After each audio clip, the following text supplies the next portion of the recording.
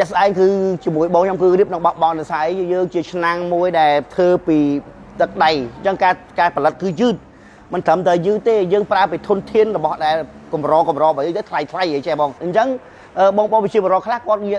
គ្រប់គ្រងរបស់កៅសុកគឺធូរអញ្ចឹងបើយើងខ្វះទីផ្សារតែម្ដងខ្ញុំនឹងបោះបងប្រុសខ្ញុំមិនបោះបង់ចោលឯហ្នឹងតែពេលខ្ញុំគិតថាយើងកុំតន់អាបោះបង់ឲ្យយើងអាចសាកទៅសោះផ្សាយតាមsocial media វិញឬក៏តាម Facebook និង TikTok វិញដល់ពេលសោះផ្សាយទៅបានបងប្អូនប្រជាពលរដ្ឋខ្លះក្នុងស្រុកខ្លះអ៊ំពូមីដែលគាត់ធ្លាប់ប្រើមុនណាគាត់ឃើញហ្នឹងហើយសម្រាប់ដីខ្សាច់របស់យើងសម្រាប់បុរាណរបស់យើងងាកមកប្រើវិញហើយក៏គ្រប់គ្រងវិញអញ្ចឹងបានបងប្អូនគ្រប់គ្រងអ្នកមួយមកបានដល់ឥឡូវវិញទៅជាក់ស្ដែងគឺសិប្បកម្មនេះខ្ញុំកើតមកខ្ញុំឃើញតែម្ដងសិប្បកម្មនេះគឺកើតមកពីជំនាន់តាខ្ញុំមែនបងហើយរាល់ថ្ងៃនេះខ្ញុំបន្តពីបងប្រុសខ្ញុំផ្ទាល់ដងគាត់មានសម្ភារៈចានឆ្នាំងតែខ្ញុំឃើញតែគាត់ចាក់តែពីឆ្នាំងហើយនៅខ្ទះឆាហើយនឹងចាអានឹងវែកបាយវែកស្លោទេតែពេលឥឡូវនេះខ្ញុំនឹងបងប្រុសកំពុងអាប់ដេតថ្មីជាមួយសម្ភារៈទឹកបាយសម័យទំនើបដូចជាត្បាល់ដូចជាគោឡើងភ្នំគោកិច្ចចានសម្លចានមីហិលចានរក្សាកម្ដៅខ្ទះឆាគោកិច្ចគោឡើងភ្នំខ្ញុំរងថ្ងៃជាមួយបងខ្ញុំកំពុងតែអភិរក្សសម័យបុរាណតែយើងអភិវឌ្ឍទៅសម័យទំនើប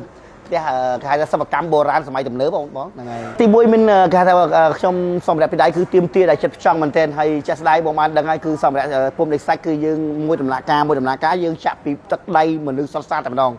ហើយក្នុងមួយដំណាក់កាលគឺទៀមទាចិត្តផ្ចង់មែនទែនដូចខ្ញុំបាទជាម្ចាស់សិប្បកម្មអញ្ចឹងគឺខ្ញុំឃើញខ្ញុំមានមោទនភាពផងក៏សប្បាយចិត្តផងដែលកូនខ្មែរមួយរយៈនេះអាចធ្វើបានច្រើនហើយក៏បានបងប្អូនប្រជាពលរដ្ឋឬបងអ្នកក្រៅប្រទេសគាត់ងាកមកគាំទ្រផលិតផលខ្មែរជាច្រើននេះហើយដែលការខំប្រឹងជាមួយខ្ញុំជាមួយបងខ្ញុំគឺអត់ខុសបំណងហើយក៏ខ្ញុំអរគុណអង្គភូមិដែលបានគាំទ្រជាមួយសិប្បកម្មខ្មែរឲ្យបានរីកមុខរីកមាត់ឡើងវិញអញ្ចឹងណាបងអូយបងនិយាយចំចំណុចចំបេះដូងចាក់ចំតម្លងបានចាស់ស្អែកគឺជាមួយបងខ្ញុំគឺរៀបនឹងបោះបង់នៅស្អែកយើងជាឆ្នាំងមួយដែលធ្វើពីទឹកដីអញ្ចឹងការផលិតគឺយឺតមិនត្រឹមតែយឺតទេយើងប្រើពីធនធានរបស់ដែលកម្របើទៅថ្លៃអីចេះបងប្រភេទដៃគឺចាក់ដៃរ៉ាស្មិតហើយប្រភេទហ្នឹងជន់ពុំមួយហើយយើងកម្លាំងមួយជាមួយពីដៃណាអញ្ចឹងការផលិតយឺតមែនតើក្នុង10នាក់ជាងអាចបានត្រឹមតែ30ឆ្នាំទេហើយបើឆ្នាំក្រៅប្រទេសគេក្នុងមួយថ្ងៃគេអាចជន់ជាម៉ាស៊ីនមួយថ្ងៃដល់300ឆ្នាំឬក៏400អាចដល់រាប់ពាន់ឆ្នាំក្នុងមួយថ្ងៃទីមួយគុណភាពគេដាក់អត់ឲ្យយើងទេគេផលិតបានច្រើនហើយគេលក់តម្លៃពីធូរយើងលក់តម្លៃទៅតម្លៃលើគេបន្តិចបាទយើងមានប្រាក់ចំណេញចូលអញ្ចឹង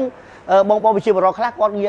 គ្រប់គ្រងរបស់កៅសុកគឺធូរអញ្ចឹងបើយើងខ្វះទីផ្សារតែម្ដងខ្ញុំនឹងបោះបងប្រុសខ្ញុំមិនបោះបង់ចោលហ្នឹងតែពេលខ្ញុំគិតថាយើងកុំតន់អាបោះបង់ឲ្យយើងអាចសាកទៅសោះផ្សាយតាម social media វិញឬក៏តាម Facebook និង TikTok វិញដល់ពេលសោះផ្សាយទៅបានបងប្អូនប្រជាពលរដ្ឋខ្លះក្នុងស្រុកខ្លះអ៊ំពូមីដែលគាត់ធ្លាប់ប្រើមុនណាគាត់ឃើញហ្នឹងហើយសម្រាប់ដីខ្សាច់របស់យើងសម្រាប់បុរាណរបស់យើងងាកមកប្រើវិញហើយក៏គ្រប់គ្រងវិញអញ្ចឹងបានបងប្អូនគ្រប់គ្រងអ្នកមួយមកបានដល់ឥឡូវវិញចាស់ស្ដែងជាខ្ញុំបាទគឺអ្នកលក់តរ៉េនទេដល់ពេលដែលខ្ញុំគិតថាខ្ញុំតរ៉េនខ្ញុំមានបងប្អូនគ្រប់គ្រងហើយមាន fan ក្នុងដៃហើយអញ្ចឹងក៏មើលខ្ញុំសាកសបផ្សាយពីសិប្បកម្មខ្មែរយើងវិញមើលតែបងប្អូនគ្រប់គ្រងយកទៅផុសលេងថ្ងៃហ្នឹងផុសលេងទៅក៏បានបងប្អូនចូលមើលចូល like ចូល share ទៅបានដល់ 200k ជាងនេះជាកម្លាំងចិត្តហ្នឹងគេថាបងប្អូនគ្រប់គ្រងច្រើនឥឡូវសាកយកមកលក់វិញខ្ញុំមានឆ្នាំងបាយខ្ញុំមានខ្ទះឆាខ្ទះអីហ្នឹងក៏លក់មួយហើយក៏អ៊ំពូមីងដែលមកទិញគាត់ជួយប្រាប់ថាអូនអើយអូនឯងបើផលិតតែផ្ទះបាយផលិតឆ្នាំងបាយផលិតតែខ្ទះឆាវាដដែលពេកចឹងឯងជួយរកមើលអាណាមានថ្មីឲ្យជួយផលិតមកអ៊ីគ្រប់ត្រអ៊ីចាំជួយទិញអាណាដែលស្រួលជាមួយផ្ទះបាយរបស់យើងតែជៀនឆាឲ្យស្រួលណាខ្ញុំឃើញអូមែនអញ្ចឹងខ្ញុំវាយ YouTube ខ្ញុំដើរផ្សារផងខ្ញុំទៅកន្លែងណាផ្សេងអាហារឋានពលនិឋានណាដែលមានសម្ភារៈផ្ទះបាយដែលប្លែកហើយស្រួលចំអិនបងនិយាយត្រូវមែនតើព្រោះបណ្ដាញសង្គមជាផ្នែកមួយដែលជួយឲ្យសិប្បកម្មទៅមុខជាផ្នែកមួយដែលធ្វើឲ្យសិប្បកម្មរស់ឡើងវិញគឺហេតុទី1គឺរយៈហ្នឹងខ្ញុំផុសតាមបណ្ដាញសង្គមគឺអ្នកគ្រប់គ្រងច្រើនតាមបណ្ដាញសង្គមគឺច្រើនលុបតែម្ដងបាទពីមុនអត់ដែលយើងអត់តផ្សព្វផ្សាយតាមសង្គមទេការលក់ឲ្យយើងគឺតាមដំណើរទី1តាមដំណើរទី2អាចនឹងផ្ញើទៅគេដាក់លក់ទៀតចាក់ស្ដាយសិប្បកម្មយើងពីមុនហ្នឹងមិនត្រឹមតែផលិតលក់អត់ចេញទេផ្ញើអាវ៉ាន់ឲ្យគេលក់ទៀត